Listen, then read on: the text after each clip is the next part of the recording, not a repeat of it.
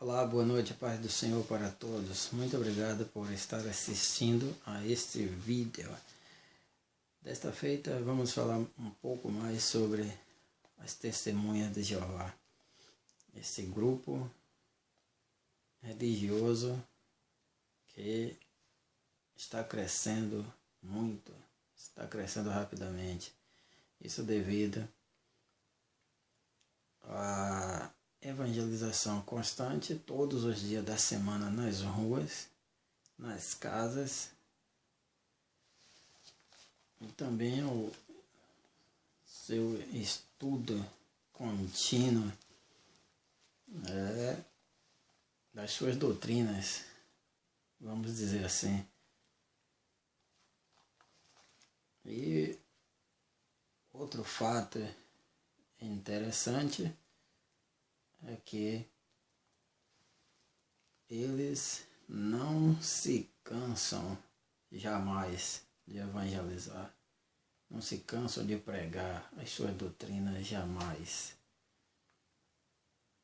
E constantemente eles usam a estratégia, né? Se um determinado grupo sai uma semana por determinado bairro, determinadas ruas, na próxima semana já sai um grupo diferente por aquelas mesmas ruas e batendo nas casas e parando as pessoas nas praças, seja lá onde for, que encontre alguém.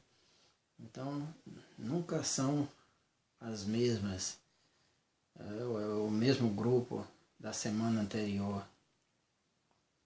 Certo? Sempre vão revezando. É uma estratégia muito interessante. E uma coisa que eu também tenho observado é que os moradores do bairro, que fazem parte desta organização, elas não evangelizam, não pregam no bairro em que moram, certo? Sempre são pessoas diferentes, pessoas que não moram naquele bairro, naquela rua, naquela vizinhança. Isso também é um fato muito interessante que eu tenho observado. Mas vamos lá. A fundação deste grupo, o início deste grupo chamado Testemunhas de Jeová, Testemunhas de Jeová, é atribuída ao senhor Charles Taze Russell, americano, nascido em 1952, falecido em 1916, que agora nós vamos chamá-lo de Russell apenas. Russell, fica mais fácil, né? Fica mais fácil para nós que falamos o português do que dizer Russell. Poderíamos chamar de Charles ou Carlos, né? Mas vamos chamar de Russell, que fica até identifica melhor, visto que o grupo também é conhecido como Russelitas, certo? Esse cidadão americano foi presbiteriano juntamente com sua família. Seu pai era presbiteriano, ele conformou-se com a igreja presbiteriana e saindo tornou-se adventista do sétimo dia, conformou-se também, tornou-se agora congregacionalista, conformou-se e então saindo deu início então ao seu grupo religioso, um grupo de estudos da Bíblia, e que ele denominou de Sociedade de Tratados da Torre de Vigia de Sião. Okay? Sociedade de Tratado da Torre de Vigia de Sião. Foi essa a denominação primeira, certo, desse pequeno grupo. Sendo que mais tarde o próprio nome Sião foi retirado. Isso em 1884 foi tirado esse nome de Sião. E existem alguns fatos na vida do Russell, alguns fatos curiosos. Existem fatos que lembram até as igrejas neopentecostais. Ele foi processado algumas vezes, e uma dessas vezes devido ao fato de estar vendendo semente de trigo, a qual ele dizia que era milagrosa, vendendo a preços exorbitantes, como fazem assim algumas igrejas neopentecostais, vendendo alguns produtos que dizem ser milagrosos. E ele dizia que a semente de trigo que ele vendia era melhor e que produziria 5 vezes mais do que qualquer outra semente existente no mercado. Acontece que ele foi processado e julgado e perdeu a causa e saiu envergonhado dos tribunais, porque provou-se que até mesmo a sua semente era inferior. Ok? O outro processo foi que ele sofreu foi em relação às línguas originais da Bíblia, o grego e o hebraico, que ele dizia ser perito, expert nesses idiomas. E ficou provado que ele não conhecia, certo? Esses idiomas. Ficou comprovado nos tribunais, e mais uma vez também ele saiu envergonhado por perder este processo, por ficar comprovado que não conhecia as línguas originais. Um outro fato que eu gostaria de mencionar é o seguinte: esse grupo religioso tem o horror à palavra pastor. Uma das coisas que ele diz para as pessoas quando estão pregando, evangelizando, é que lá não se dá o dízimo, e que também que eles não têm pastores, ok? Mas o Russell, certo? O Russell, durante toda a sua vida, foi considerado pastor por seus seguidores e foi autodenominado pastor. É bom que fique bem claro isso, ok? Ele morreu em 31 de outubro de 1916 a bordo de um trem em Pompano, Texas. Então, quem assume agora a presidência é o senhor Joseph Franklin Rutherford. Ou, mais uma vez para facilitar, nesses termos ingleses, Rutherford. Nós o chamaremos de Rutherford. Ok? Rutherford assume a presidência. Esse Rutherford, que agora é juiz, anteriormente, quando advogado, foi o advogado do senhor Russell nesse processo em relação aos textos originais da Bíblia, em relação ao seu conhecimento linguístico dos textos originais da Bíblia. Ele assume a presidência em 6 de janeiro de 1917 e foi ele quem mudou o nome para Testemunhas de Jeová. Foi ele. Então, o verdadeiro fundador das Testemunhas de Jeová é o senhor Rutherford, e não o Russell. Ok? E, segundo ele, lendo a Bíblia, encontrou o texto em Isaías 43:10, que diz: "Vós sois minhas testemunhas." Mas quando nós lemos todo este capítulo, nós vemos que trata-se tão somente do povo de Israel, do povo judeu, do povo hebreu. Vós sois minhas testemunhas, está referindo-se tão somente ao povo de Israel. Quando ali fala-se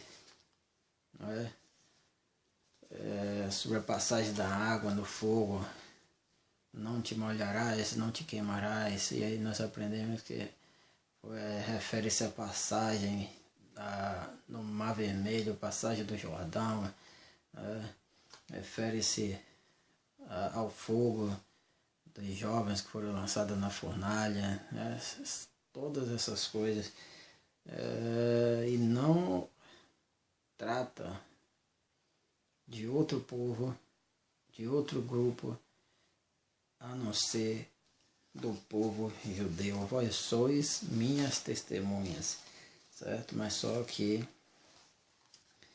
esse segundo presidente dessa organização declarou que então as testemunhas de Jeová são eles próprios. Na verdade, nós poderíamos falar até em outra ocasião, né, sobre o termo, a palavra Jeová. Não se sabe realmente qual é o nome de Deus, porque os judeus deixaram de pronunciar. A língua hebraica é consonantal. São 4 consoantes, por exemplo, o nome de Deus. E aí tente pronunciar 4 consoantes. Tente, se você é um gênio. Então, se você for acrescentando vogais, né, são 5 vogais que temos, semivogais ainda. O Y é considerado semivogal. Então, quando você vai acrescentando essas vogais nessas 4 consoantes, então vai dar uma infinidade de nomes, né? E aí nós poderemos ter Jeová, Yahvé, Yavu, Yavi, né? Yavó, Iová, né? Iová, Ievá, e por aí vai.